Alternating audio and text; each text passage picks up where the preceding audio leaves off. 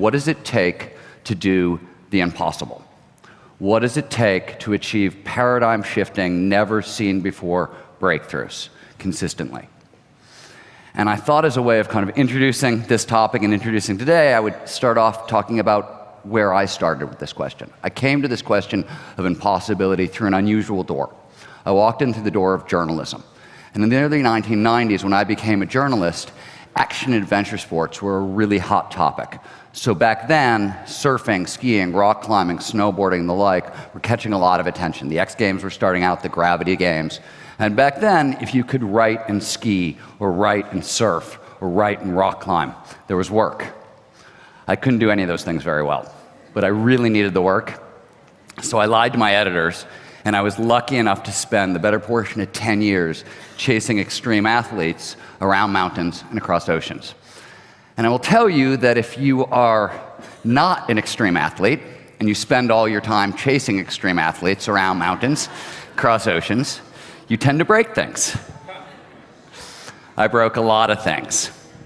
And that meant I got to take a lot of time off. And what would happen is I'd be hanging out, and I'd snap this or that, and then I'd have to take 4 months, 5 months off. And when I came back, the progress I saw was astounding. It was amazing. It was leaps and bounds kind of progress. Stuff that had been absolutely impossible just 4 months ago was not just being done, it was being iterated upon. Now, this caught my attention for a number of reasons.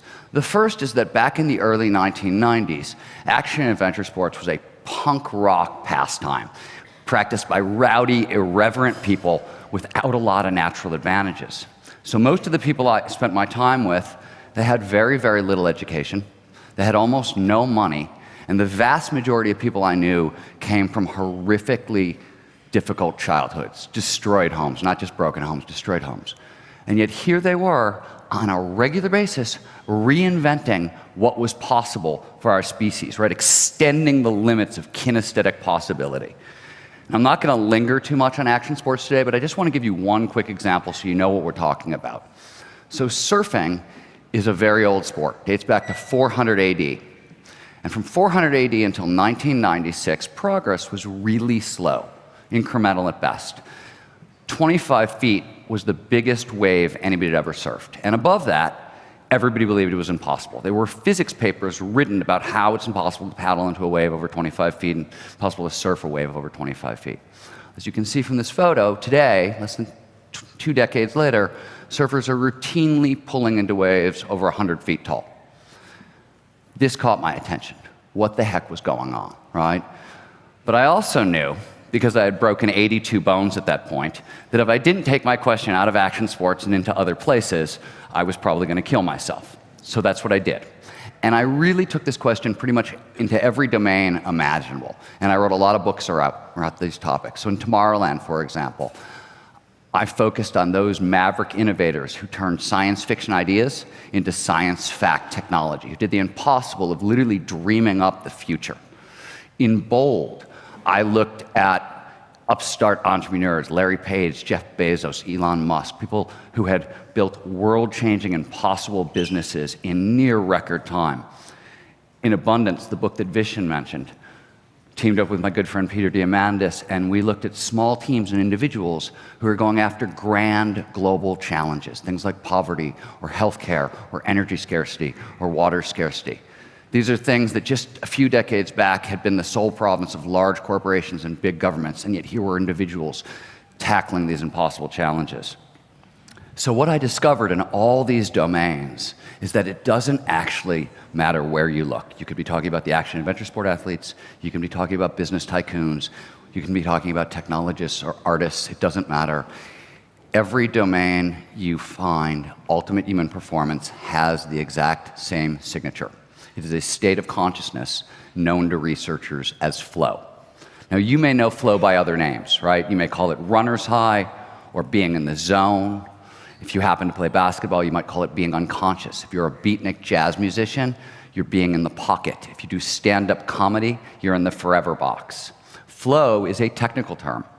And as I mentioned earlier, it is technically defined as an optimal state of consciousness, one where we feel our best and we perform our best. More specifically, it refers to those moments of rapt attention and total absorption.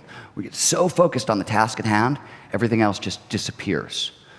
Action and awareness will start to merge. Your sense of self will vanish.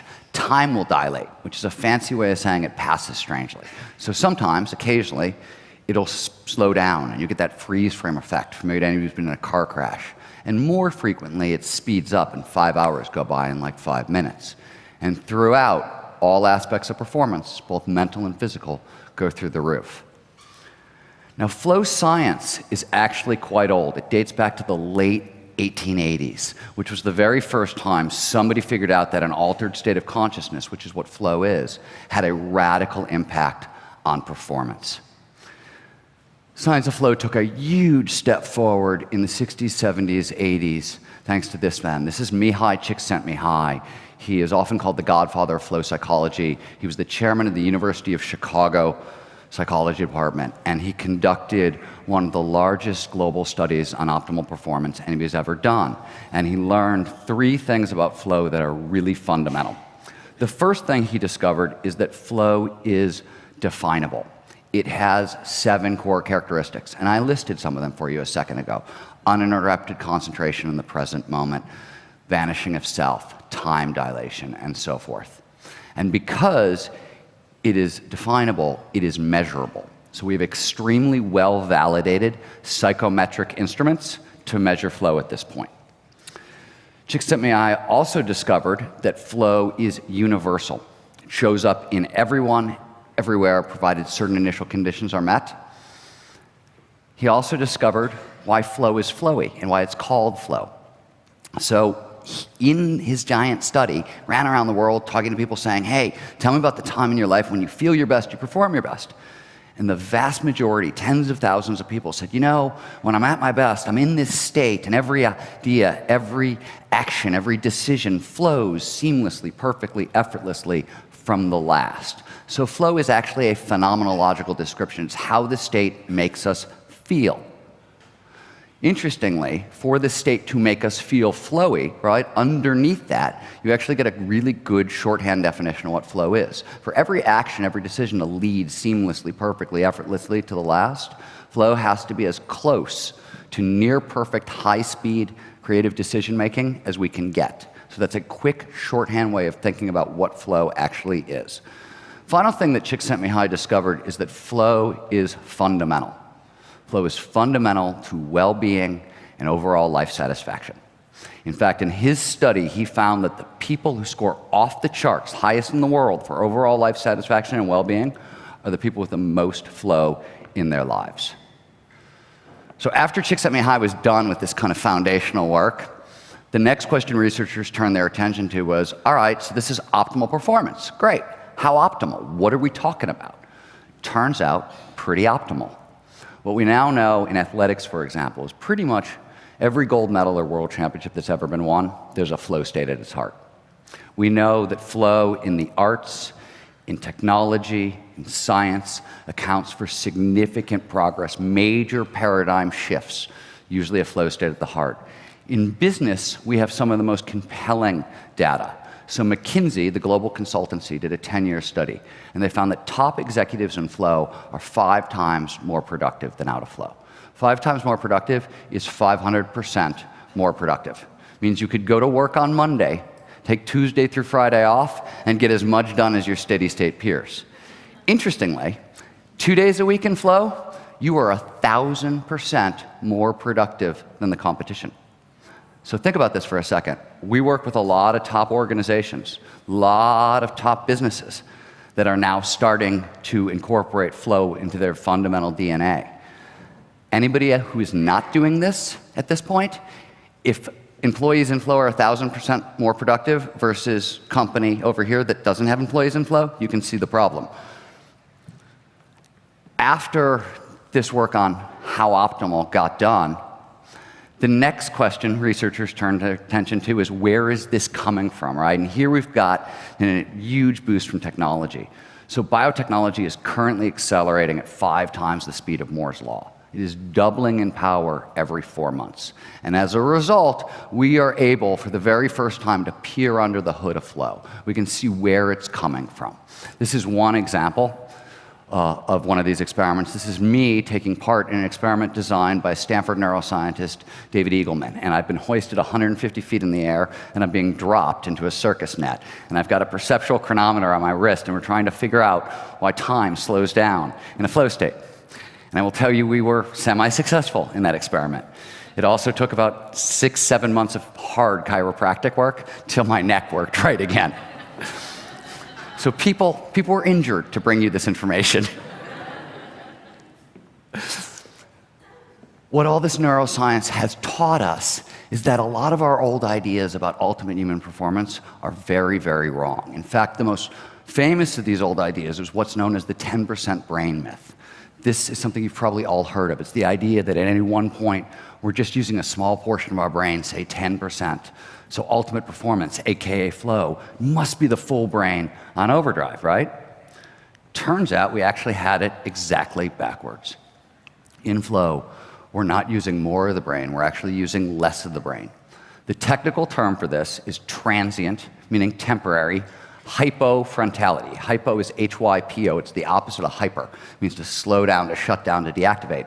And frontality is the prefrontal cortex, right? The part of your brain that's right back here. Now, this is an extremely powerful part of your brain. It handles complex logical decision-making. It handles long-term planning. Your sense of morality comes from here, your sense of willpower. In flow, this portion of the brain shuts down. It's actually an efficiency exchange. The brain is trading energy it needs for attention, and it's shutting down non-critical structures.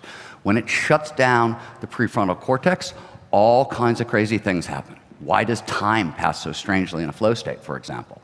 Time, it turns out, is calculated all over the prefrontal cortex. And as parts of it wink out, you can no longer separate past from present from future. We're plunged into a state researchers talk about as the deep now. Now, the deep now has a huge impact on performance. If you think about most of your fears, most of your anxieties, very few of them are in the right here, right now. They're usually horrible things that happened in the past that we'd like to avoid happening again in the present, or they're scary things that might, maybe could happen in the future, right? And we'd like to steer around it. When we end up in the deep now, when time gets shut down in a flow state, anxiety disappears. Your stress hormones flood out of your system. The nervous system actually resets at this point. Same thing happens to your sense of self. So self is actually a network. It's a bunch of different structures in the prefrontal cortex that are linked together. And like any network, as parts of it start to wink out, the network collapses. As a result, our sense of self disappears. Again, huge impact on performance. When your sense of self disappears, your inner critic, that nagging, always on, defeatist voice in your head, your inner Woody Allen, in flow, Woody gets silent, right? So we experience this as liberation, as freedom. We are actually getting out of our own way, literally, right? As a result, risk-taking goes up. Creativity, because you're no longer doubting every one of your neat ideas, goes up. Now, on top of these changes in kind of neural anatomical function, in flow, we also get a huge boost in neurochemistry. So neurochemicals are literally nothing fancier than signaling molecules. It's one of the ways the brain talks to itself and talks to the body, right? And in flow, we get 5 of the most potent neurochemicals that the brain can produce. And if you really want to understand why flow allows us to do the impossible, understanding these neurochemicals is key. Now, all 5 of them amplify performance. They boost physical performance. They will do everything from increased strength to deaden pain to amplifying muscle reaction time. More importantly, they impact cognitive function. And if you really want to understand how flow can help us do the impossible, you need to understand how the state impacts the 3 sides of the high performance triangle, and more specifically, how these 5 neurochemicals impact the 3 sides of the high performance triangle, and that's motivation, creativity, and learning. And I'll start with motivation. So besides being performance-enhancing chemicals, the 5 chemicals that show up in flow are pleasure drugs. In fact, they're the 5 most potent pleasure drugs the brain can produce. Flow is the only time it appears that we get all 5 at once, which is why flow is the most addictive state on Earth. Now, researchers don't like the term addictive. It's got negative connotations, apparently. Instead, they use things like autotelic, which means an end in itself. Or they say things like flow is the source code of intrinsic motivation.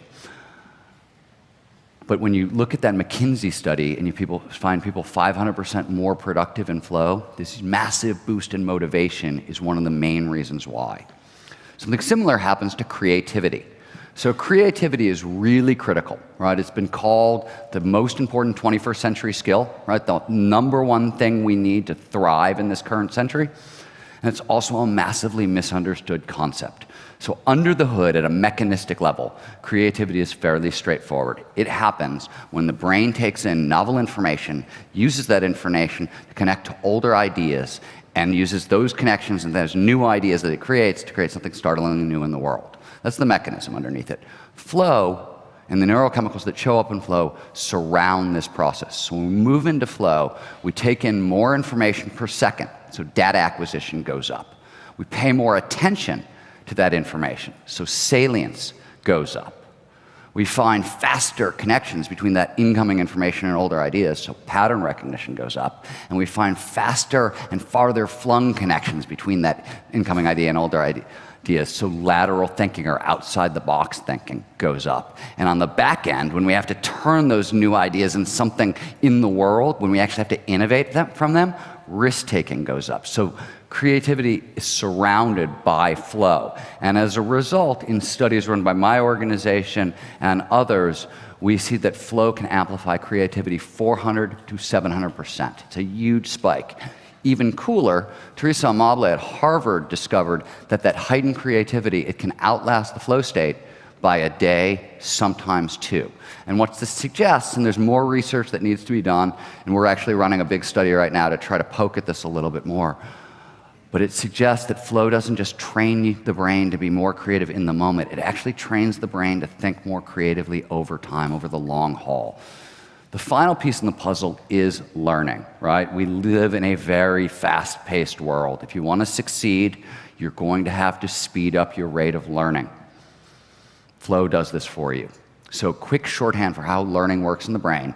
More neurochemicals that show up during an experience, better chance it's going to move from short-term holding into long-term storage.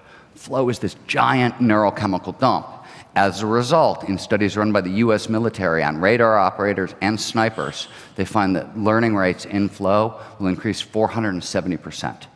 Put this in different context. We've all heard about Malcolm Gladwell's fabled 10,000 hours to mastery. What the research consistently shows is that flow can cut those in half.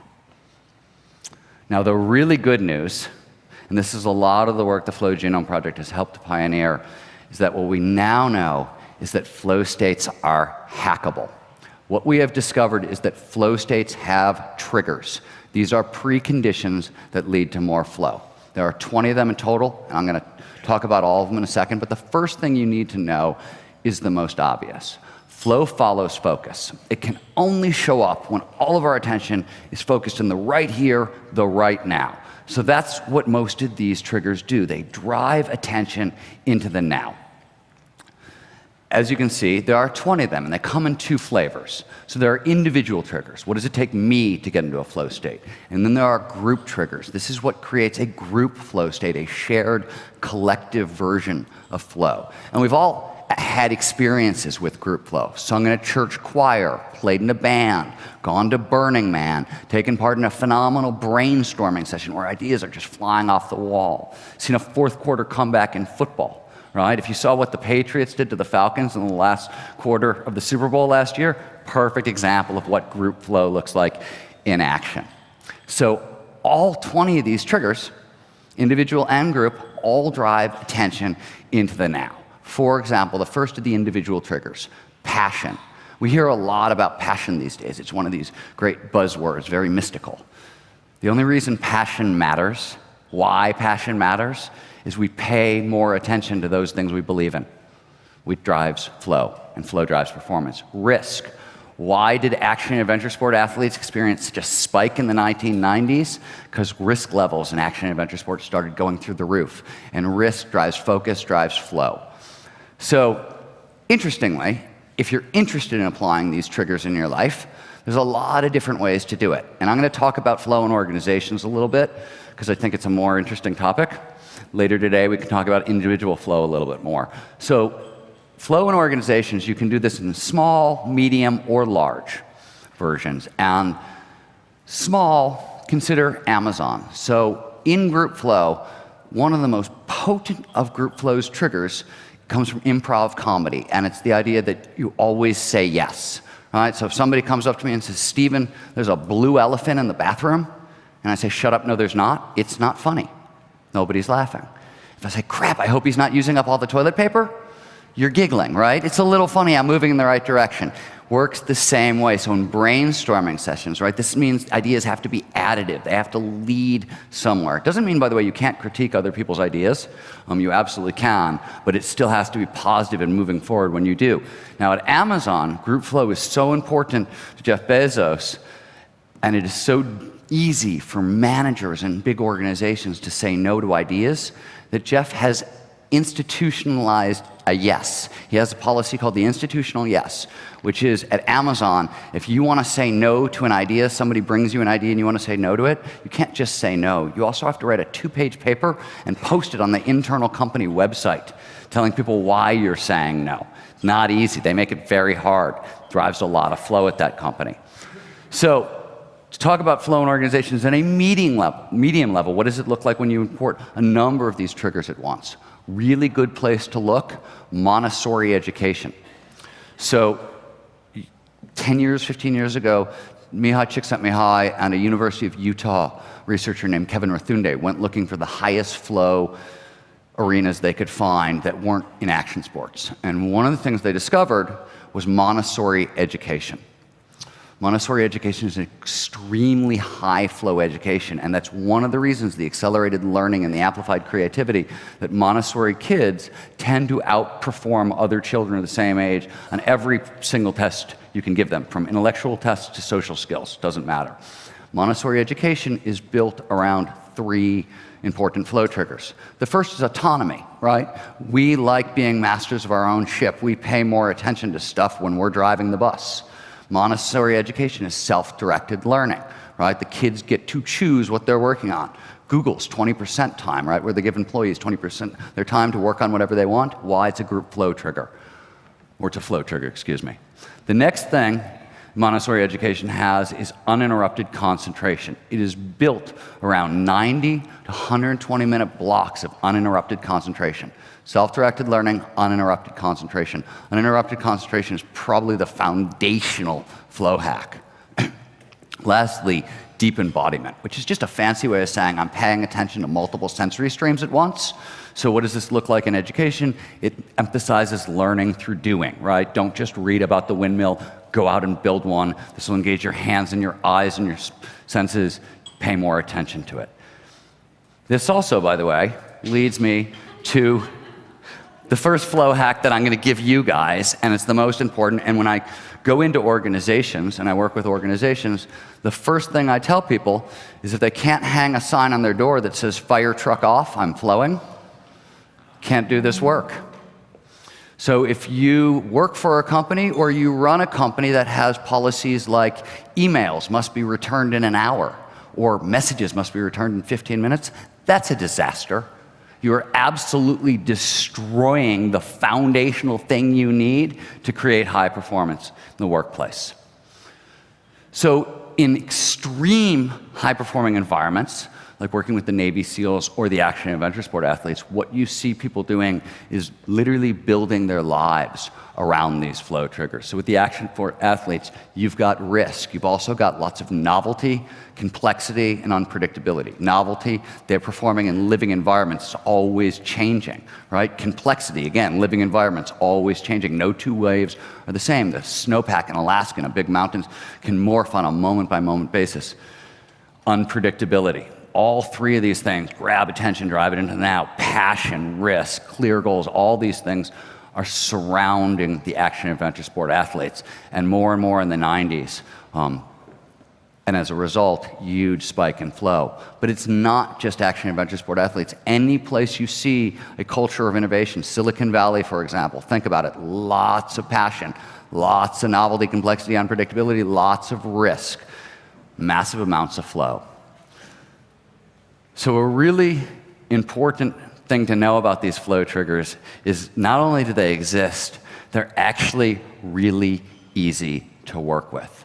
So a couple years ago, my organization teamed up with Google and we ran a 6-week joint learning exercise. And we took a team of about 80 different Googlers, and this is from all over the company. So we had people from facilities, marketing, PR, coders, engineers, and we trained them up in 4 high-performance basics.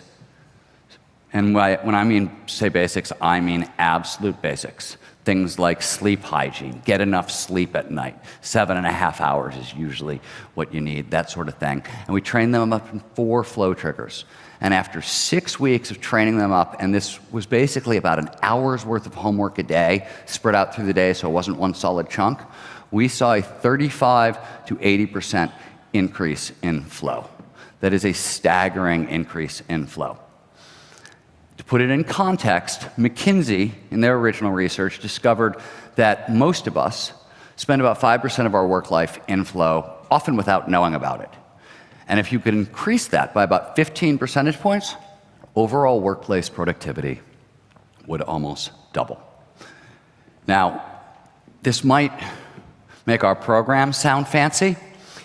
It's not our programs. It turns out flow is eminently trainable. We are all hardwired for optimal performance. We have a digital class, in fact, called Flow Fundamentals that's digitally delivered, and we test pre and post on it. And it was built very, very quickly right after The Rise of Superman was written, because there was a lot of demand, and we thought, okay, let's make a digital training, who knew? And built fast, put out there, always kept meaning to redo it. And the reason we haven't is testing pre and post, vast majority of people get a 70% boost in the 7 fundamental categories in flow. The point is that flow is eminently trainable. This is very learnable stuff. Now, interestingly, all of this stuff is starting to move a lot faster.